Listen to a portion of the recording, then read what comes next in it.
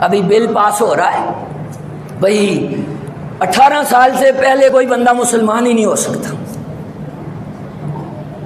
कोई हिंदू है, सिख है, ईसाई है, यहूदी है, इस मुल्क में रहता है जी, वो अगर 18 साल से पहले इस्लाम कबूल करना चाहता है तो वो नहीं कर सकता। ये कानून पास हो रहा है, इमरान खान साहब कर रहे हैं। ये पता नहीं था कि 2021 में इस मुल्क में ऐसा वजीर आज़म भी आएगा और सेनेट में भी ना बैठे हुए जितने हैं। वैसे आप देखते हैं ना भाई, असम्बली में कोई बिल पेश करे ना हिज़्ब इक़्तिदार वाले, तो हिज़्ब इख्तिलाफ जो होता है वो इख्तिलाफ कर जाता है। लेकिन ये सब जितनी पार्टियां, ये ऐसे खबीस लोग हैं, ऐसे खबीस कि जब इस्लाम के खिलाफ बिल पेश होता है तो फिर कोई नहीं मुखालफत करता। यानी इनके ज़ाती मफाद पे लात पड़े, उस पे कोई मसला आ जाए तो फिर इख्तिलाफ करते हैं। इस्लाम पे हमला हो जाए, अभी ये बिल पास कर रहे हैं जी। तो मैं ये पूछता हूँ भाई, इस मुल्क की बड़े सगीर पाको इनकी बुनियाद रखने वाले दाता अली उजवेरी, यहाँ इस्लाम का बीज बोने वाले दाता अली उजवेरी, आपके सामने बच्चों ने कलमा पढ़ा, बड़ों ने पढ़ा जी, औरतों ने पढ़ा, मर्दों ने पढ़ा।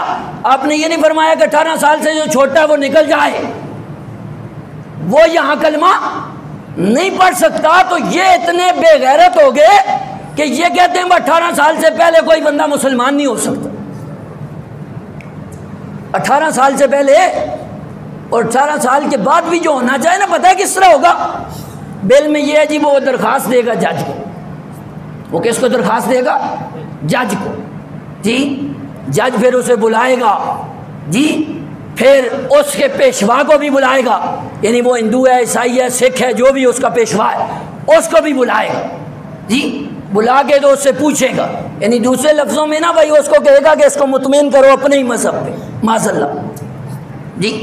वो खुदा के बंदो क्या कर रहे? ये मुल्क जो बचा हुआ है ना आज भी जी, तो ये इन औलिया की वजह से बचा हुआ जी। ना नवाज शरीफ की वजह से, ना बेनज़ीर की वजह से जी, ना ही इस खान खबीस की वजह से, और ना ही किसी और हुक्मरान की वजह से। और तुमने तो खाया इस मुल्क को। मैं इस पे नहीं एहतजाज कर रहा भाई, पेट्रोल 20 से 24 कर दिया, तुम 28 ले जाओ जी, इस वजह से कि मुझे वो पाक देते हैं, हमें वो देते रहेंगे जी। लेकिन ना तुम ये जो बात समझते हो भाई, तुम इस्लाम के खिलाफ बिल पास करोगे, हम बोलेंगे नहीं, खबीसों हम तुम्हारे अंदर घुस जाएंगे। इसलिए कि हम सब चीज़ों पे हमला बर्दाश्त कर सकते हैं, इस्लाम पे और ताजदार कायनात की खत्म नबूवत पे और हुजूर के नामूस पे हम कभी हमला बर्दाश्त नहीं कर सकते।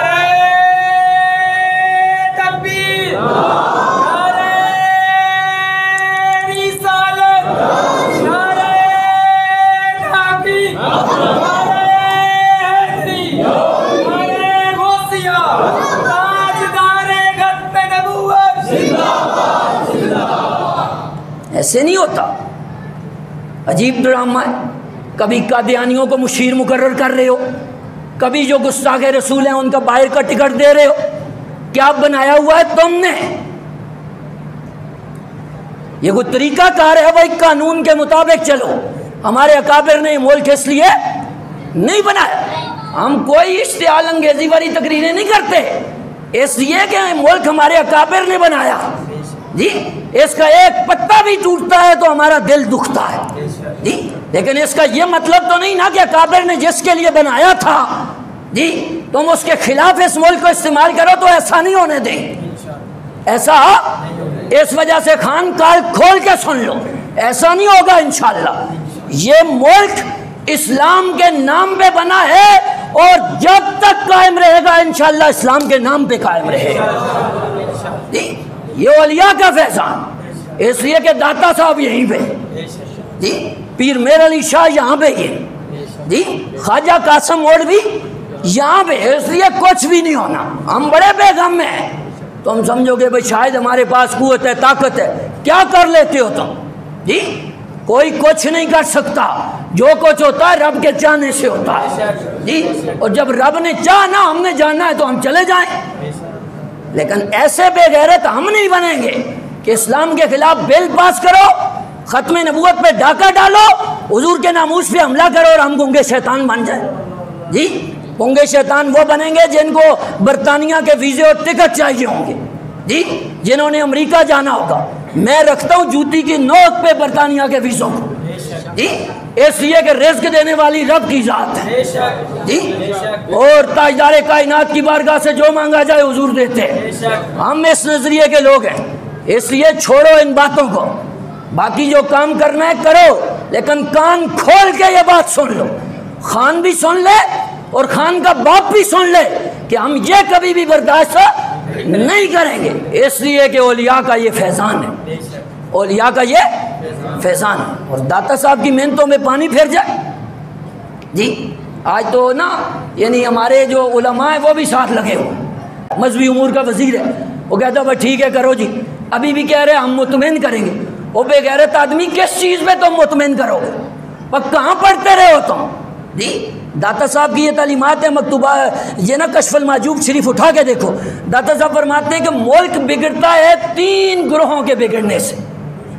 मुल्क कब बिगड़ता है? जब 3 ग्रोह बिगड़ जाएं। दाता साहब ने फरमाया, एक, जब हुक्मरान बेइल्म हो, हुक्मरान बेइल्म, आप देख लें ये ने इल्म है, जिनको सूरह इखलास नहीं आती, कलमा तैयबा नहीं आता, और इस खबीस को तो लफ्ज़ खातमुन नबीयीन पढ़ना नहीं आता।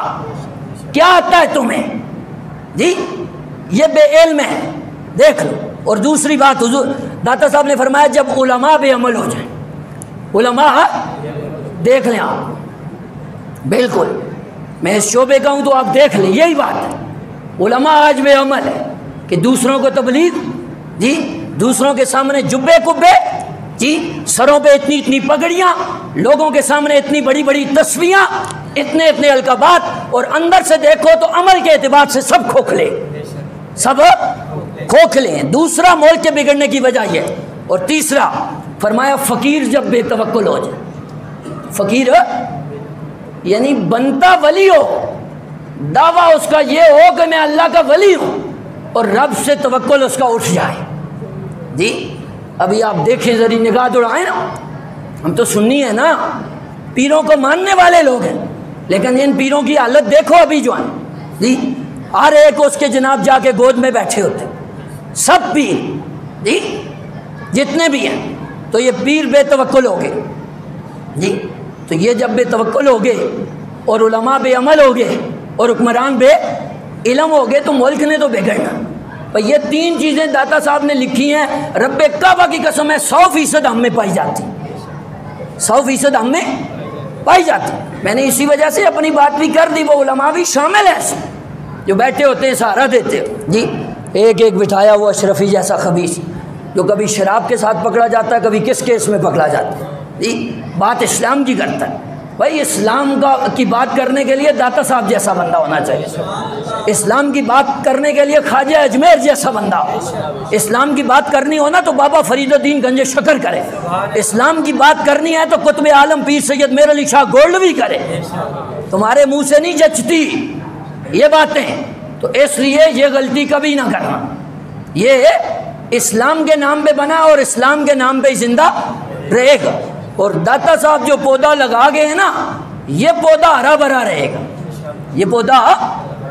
इस वजह से बात ख़त्म हो गई। आप देखें ना भाई, मैं पीरों को मानने वाला खुद मुरीद हूँ। जी, हिंदुस्तान में जितने आस्थाने और मज़ारात हैं वहाँ और सोते हैं, साल के बाद और सोता है। जी, लेकिन दाता का आस्थाना वो है कि जहाँ साल के 12 महीने और सोता है। और अगर मैं ये कहूँ ना कि 24 घंटों में हर घंटा, हर मिनट, हर सेकंड, हर लहजा, हर घड़ी और हर वक्त दाता की बारगाह में और सो रहा होता है, तो ये भी बचा है। तो जिस तरह दाता का मिजाज सरसब्ज़ व शादाब है, इसी तरह ये पाकिस्तान भी सरसब्ज़ व शादाब रहेगा। खाम ख्याली निकाल दो ज़हन से गंज बख्श फैज़ आलम मज़र नूर खुदा, ना किसारा पीर कामिल कामिराना रहनुमा।